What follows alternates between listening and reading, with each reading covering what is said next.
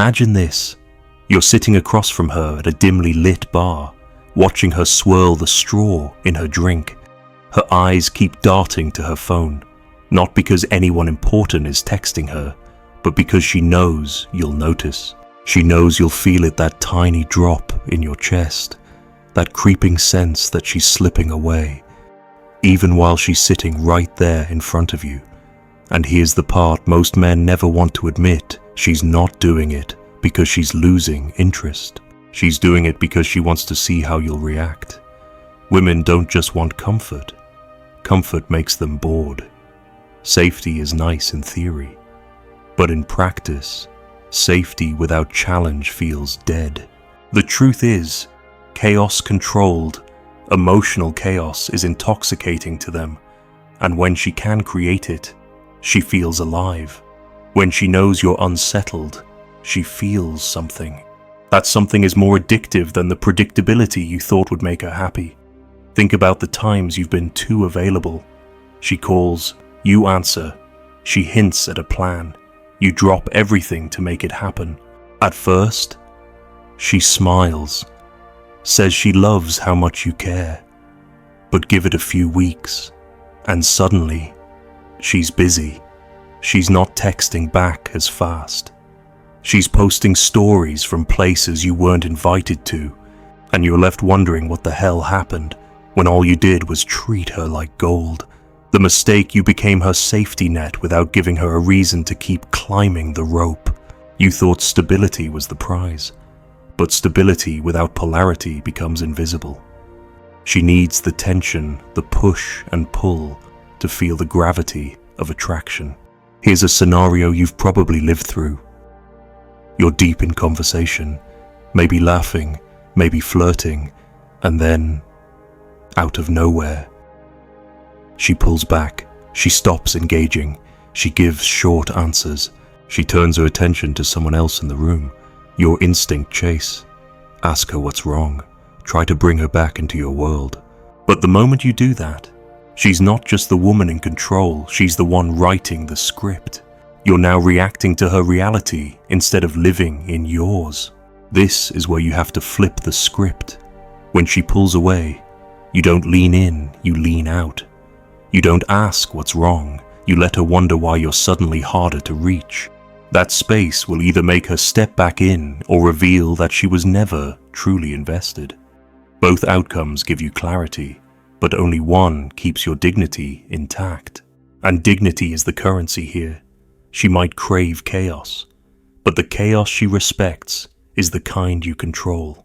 The moment you start performing for her approval, trying to soothe her mood swings, trying to fill every silence, you're no longer the man she can't stop thinking about. You're the man she knows she can pull into her orbit whenever she's bored. You have to train yourself to recognize the difference between genuine disconnection and deliberate provocation. One is a sign the relationship is fading. The other is her way of checking if you still have a backbone. The only way you pass that test is by not taking the bait. If she throws emotional hooks into the water, you keep your line dry. Here's the practical play. The next time she shifts into distance mode, don't confront her with, "Is everything okay?" Don't try to fix the vibe. Instead, slow down your own responses. Fill your time with your own priorities. Keep your demeanor exactly the same when you see her again. Calm, unbothered, not cold, but centered. That subtle steadiness does more than any speech you could give. It tells her that your self-worth isn't tied to her momentary storm. There's a reason this works. Chaos is only thrilling when it has a boundary. If she can push you and watch you spin out every time, there's no edge to the game, no mystery left. But if she pushes and you stay grounded, she has to decide keep playing or step closer. Either way, you stay in control of your center. This isn't about being manipulative in return. It's about breaking the reflex to appease. It's about holding space for her to feel her emotions without letting them dictate your actions. You stop trying to win her back in moments she never truly left. She was just checking if you'd lose yourself. Now ask yourself, how many times have you mistaken her test for a crisis? How many times have you worked twice as hard to fix something she wasn't even trying to fix? And how much of your self-respect have you handed away in the process? Have you ever done this and didn't realize it pushed her away? Tell me what happened. What's the hardest thing you faced when trying to keep a woman interested? Drop your story below. Which mistake do you see yourself making the most? Be honest in the comments. You've probably noticed something strange about the women who stick in your mind the longest. They weren't always the nicest. They weren't the ones who agreed with you on everything, who made every date run smooth as silk. No, they were the ones who kept you guessing, the ones who laughed at your joke, then tilted their head and made you wonder if she was laughing at you. The ones who made you feel like you were winning, then, without warning, made you feel like you had to win her all over again. This isn't an accident, this is a pattern, and if you don't see it for what it is, you will chase until you collapse. A woman who thrives on chaos doesn't wake up thinking, I'm going to mess with his head today. She simply follows what makes her feel alive. She's chasing emotional spikes, those jolts of uncertainty and adrenaline that come when she can sense you're not entirely secure in your position. It's not always malicious, but it's not harmless either. You might think that if you can just keep her comfortable enough, she'll stop seeking those spikes. But comfort doesn't remove the craving, it just makes her restless. And when she gets restless, she starts looking for friction, maybe with you, maybe with someone else. This is why men who lead with pure kindness often get blindsided. You give her stability, she smiles, she thanks you, and then she starts to fade. You wonder why she's not excited anymore, why her texts are shorter, why she suddenly seems distracted. But she's not necessarily falling out of love. She's starving for the emotional tension that drew her in at the start. The irony, you probably gave it to her in the beginning without even trying. When you first met, you weren't bending to every mood. You weren't worried about losing her. You had your own rhythm, your own timing. That unpredictability wasn't chaos to you, it was just you being a man who lived his own life. To her, it was electric. Then you got comfortable. You started playing not to lose. And once you play not to lose, you've already lost the thing that kept her pulse up. Here's the tactical truth: women respect men who can match their emotional range without being controlled by it. That means you can enjoy the high moments without clinging to them, and you can endure the cold moments without chasing warmth. It's not stoicism for the sake of looking tough, it's emotional autonomy. Take this example. You're with a woman who suddenly starts making subtle jabs at you in front of others. Maybe it's a comment about how you never know where you're going when you drive, or how you can't dance when a song comes on. Most men react in one of two ways. They laugh it off awkwardly and feel small inside, or they get defensive and kill the mood. Both responses tell her she can sway your emotional state with a sentence. The third option, you counter without venom. You might smirk and say, "That's true. I let my charm do the navigating." You deflect the jab without showing a bruise. She gets the spike she craves, but you didn't lose your frame to give it to her. That's controlled chaos. You're giving her tension, but on your terms. Another play the next time she withdraws attention. Don't just sit there waiting for her to re-engage. Shift your focus. Start a conversation with someone else. Excuse yourself to make a call. Show that your attention is valuable and moves where it's appreciated. That single move communicates more than hours of reassurance ever could. You have to understand in her mind, this push and pull isn't necessarily about hurting you.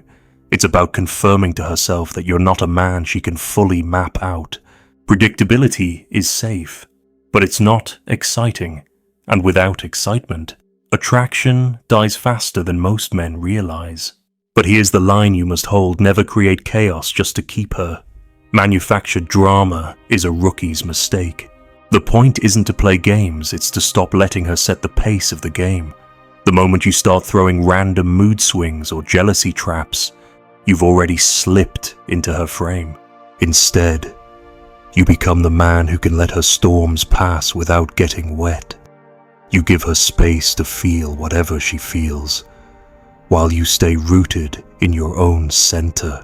You are neither the calm she takes for granted nor the chaos she controls. You are the constant, and that, ironically, is the rarest thrill she'll ever find. Now think about this. When was the last time you pulled back without resentment, just to see if she'd follow? When was the last time you let a woman's coolness slide right past you without a reaction? And what happened when you did? Have you ever seen a woman come back stronger after you didn't share that story? What's the toughest moment you've had to hold your frame through? Tell me in the comments. Have you ever accidentally created drama to keep her interested? How did it end? There's a moment every man hits, whether he admits it or not. It's when you realize you've been pouring your time, energy, and pride into keeping her happy, and she's still restless. You've been patient through her moods, attentive to her needs, generous with your resources, and yet she looks at you with the same expression she'd give a safe, predictable piece of furniture, functional, always there, and utterly invisible. That's the point where most men either double down or collapse. Double down by giving even more of themselves, hoping the right gesture will unlock the warmth again. Collapse by retreating completely, feeling used and bitter. Both extremes are the same mistake. You're still letting her dictate the rhythm of the relationship. You need to see it for what it is. She's not testing your love. She's testing your gravity. She wants to know if you can hold your own shape when she pushes, pulls, or tries to spin the world around you. Most men fail because they think the goal is to fix the disruption, but the real move is to remain unchanged by it. Picture this: she cancels on you last minute, says she's too tired, but you see on social media she's out with friends. The gut reaction, anger, confrontation, or sulking silence. The problem with each of those reactions is the same. They all reveal you're emotionally anchored to her choices. She can feel you're upset, and while part of her might feel guilty, another part feels powerful. She just dictated the terms of your night without even asking. Here's the tactical play. Instead, you don't address it directly in the moment. You don't text her about it. You pivot. You make your own night worth having. You post nothing about it. Say nothing about it. And when you see her again, your demeanor hasn't shifted an inch. This isn't passive aggression. It's demonstration. It shows her you're not in orbit around her. You've got your own center of gravity. Controlled detachment like this unnerves a woman who's used to creating emotional ripples. She'll either recalibrate and step closer, or she'll escalate the chaos to see if you really mean it. Either way, she's the one reacting now. But here's the warning: detachment is not the same as indifference.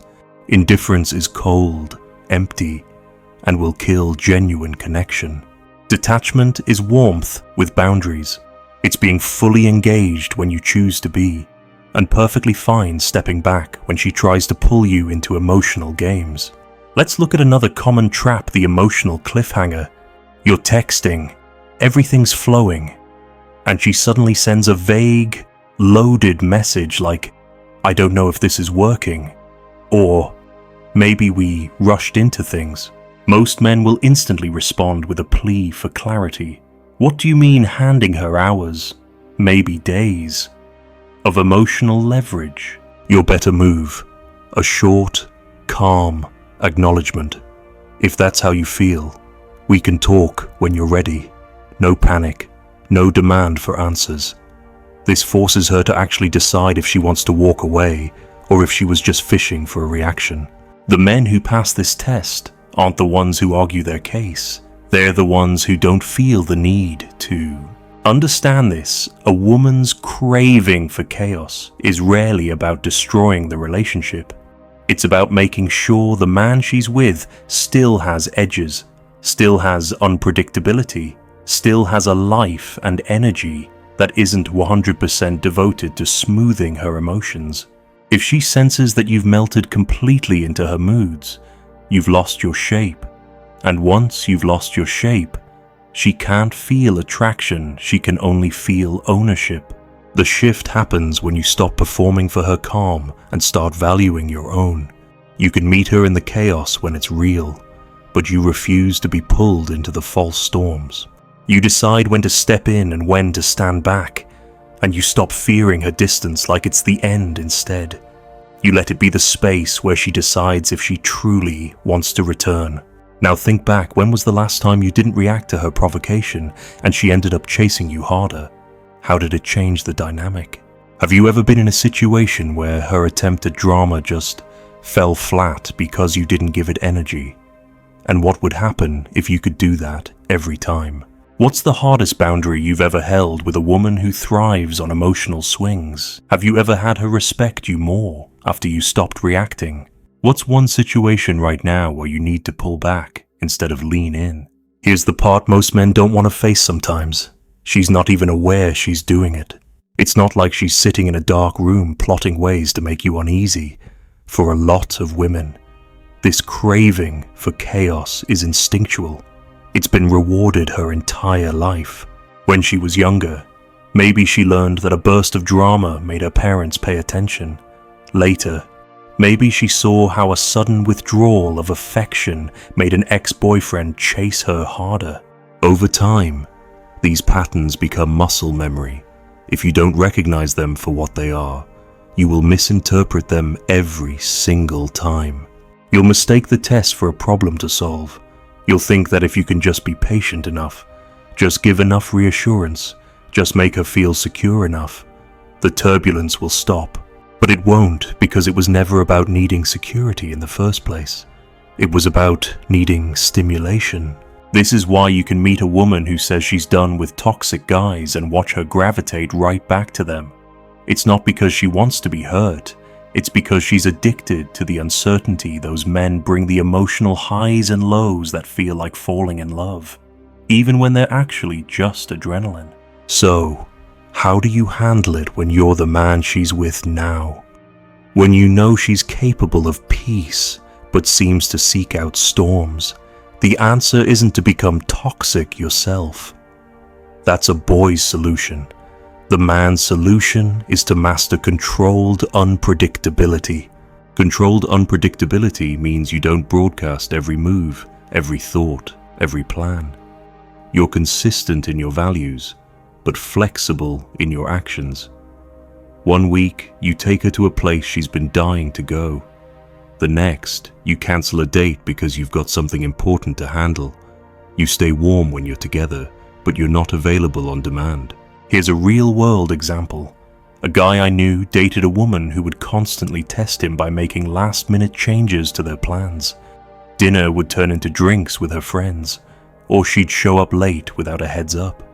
In the beginning, he'd get annoyed, but still go along with whatever scraps of time he could get. She kept doing it. One night, she pulled the same move texted an hour before to say she was running behind and might not make it. Instead of waiting around, he replied, "No problem. I'll use the night to get some work done." And he did. No guilt trip, no sulking, no long conversation. The next day, she called him early, asking when she could see him again.